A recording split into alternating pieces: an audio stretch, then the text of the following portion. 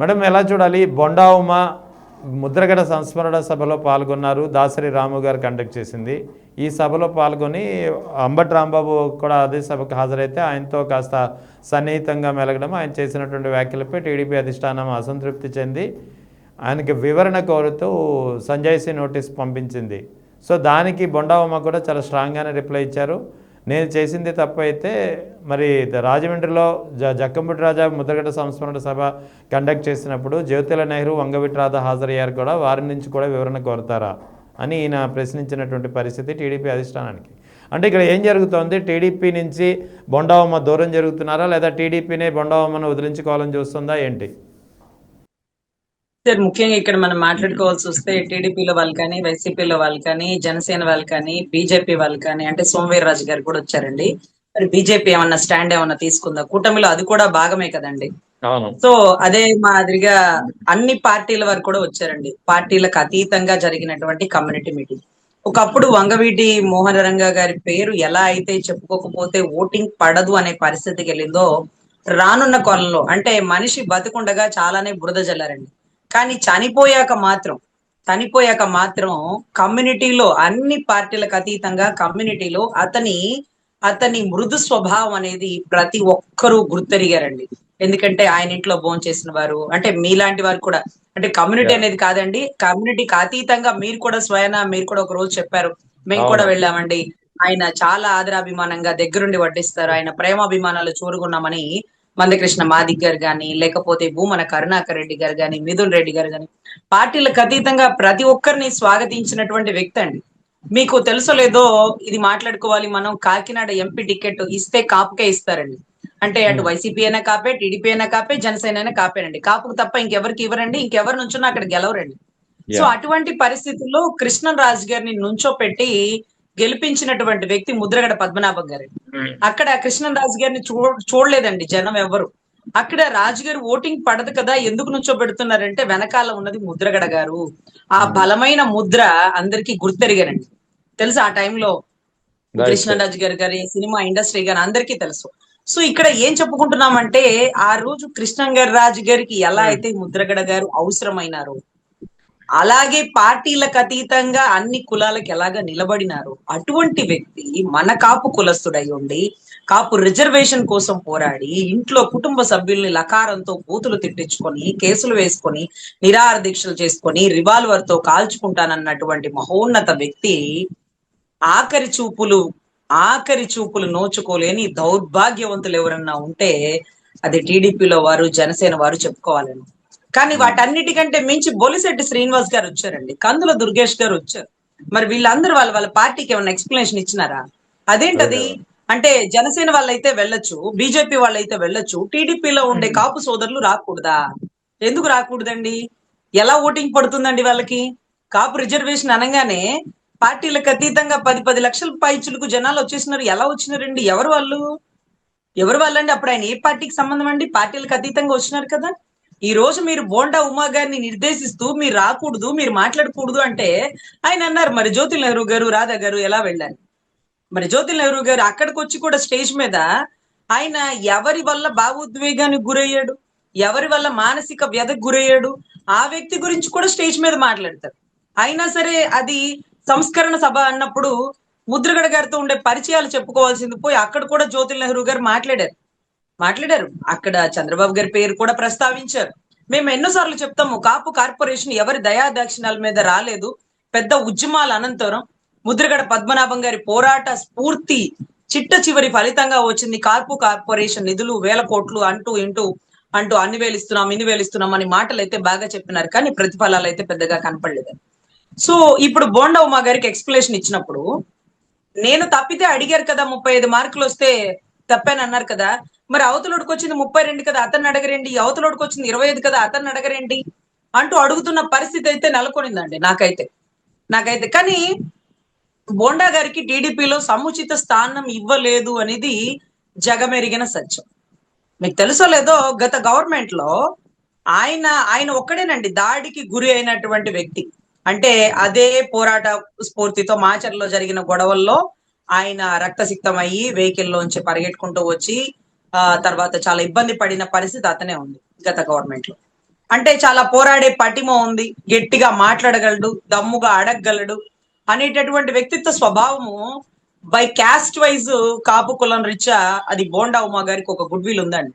రంగా గారి టైంలోంచి ట్రావెల్ చేసినారు, కొన్ని ఉద్యమాల్లో ఉన్నారు అనే ఒక గుడ్ విల్ క్యారీ అయింది.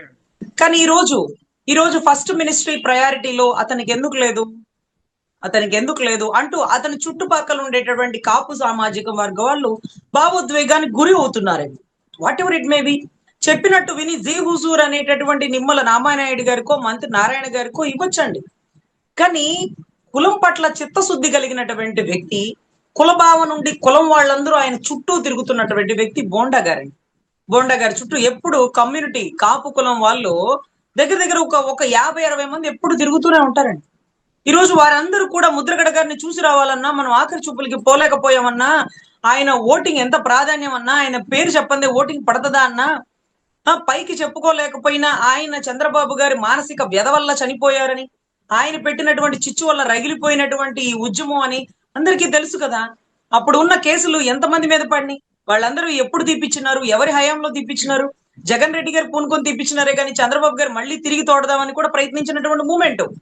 సో ఇలాంటప్పుడు మీరు బోండా గారిని నిర్దేశిస్తే, అంటే ముద్రగడ గారి సంస్కరణ సభకు కానీ, కాపులకు సంబంధించినటువంటి మీటింగులకు కానీ ఆయన్ని రానివ్వకుండా ఆయన్ని క్రమశిక్షణ, డిసిప్లిన్ యాక్షన్ అంటూ మీరు కంట్రోల్లో పెడితే, రేపు ఒకళ్ళ మీరు టికెట్ ఇచ్చినా ఓటింగ్ వేయాల్సింది, ఆయన వెనకాల బలంగా నిలబడాల్సింది కాపు కులస్తులు.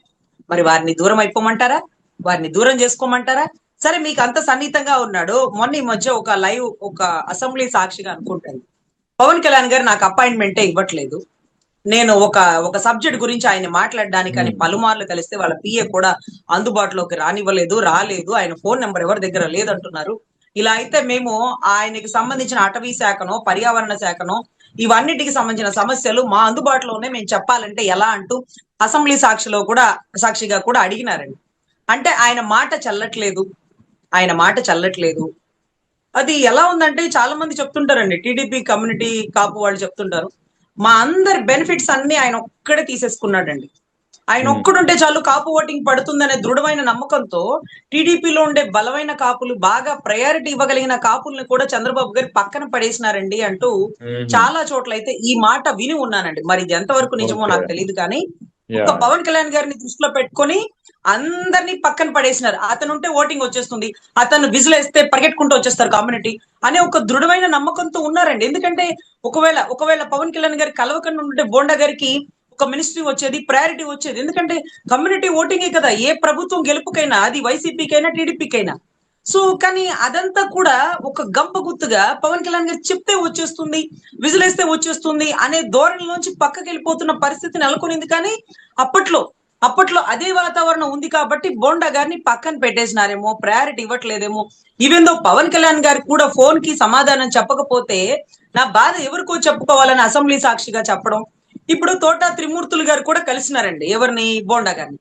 మరి జగన్ గారు ఏమన్నా లెటర్ ఇష్యూ చేసినారా? త్రిమూర్తులు గారు, మీరు టీడీపీ వారిని ఎలా కలుస్తారు, వారికి మనకి పచ్చగడ్డేస్తే బగ్గుమంటది కదా, మీరు ఎమ్మెల్సీ హోదాలో ఉండి ఎలా కలుస్తున్నారని అన్నారా? అలా ఎందుకంటారు? పార్టీలకు అతీతంగా కులానికి వాళ్ళు నిలబడితేనే కదా కులం వాళ్ళని నమ్మి ఓటింగ్ వేసేది.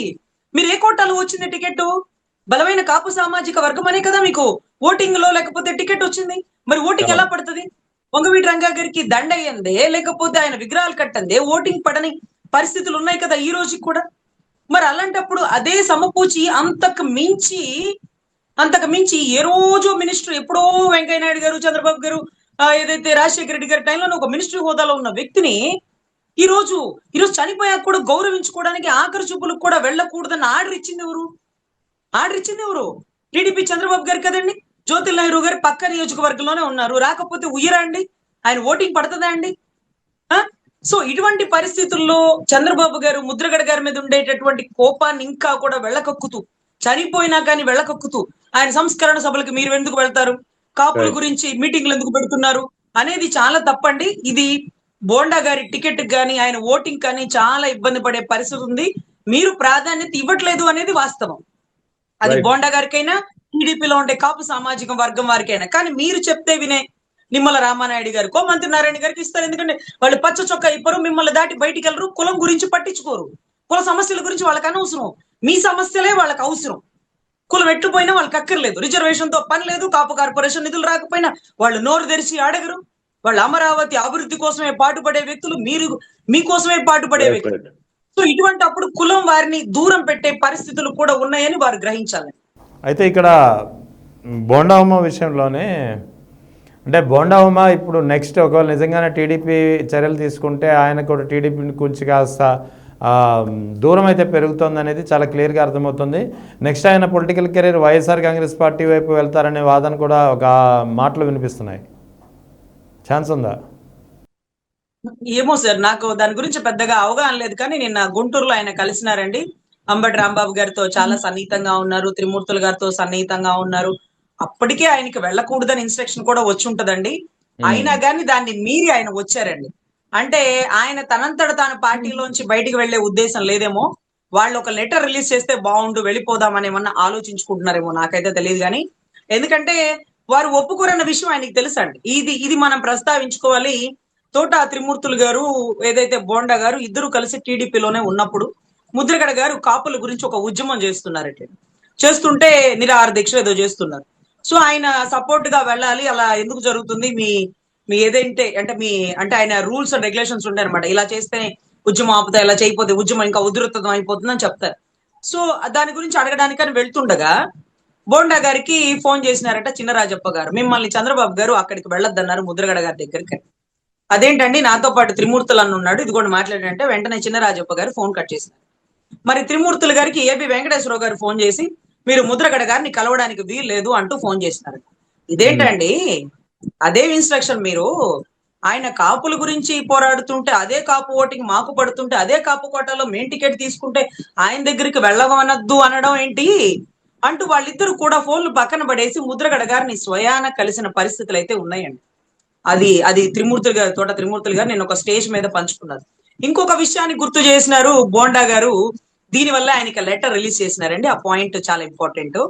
ముద్రగడ గారు ఎప్పుడైతే ఉద్యమంగా ముందుకు వెళ్లారో, ఆయన మీద ఎప్పుడైతే ప్రభుత్వము పోలీసుల చర్య అమానుషంగా ఉందో, వాళ్ళ కుటుంబంలో మహిళల్ని లకారంతో బూతులు తిట్టాము, 2019లో ప్రభుత్వం పడిపోవడానికి గల బలమైన కారణాల్లో ఇది ముఖ్యమైనది.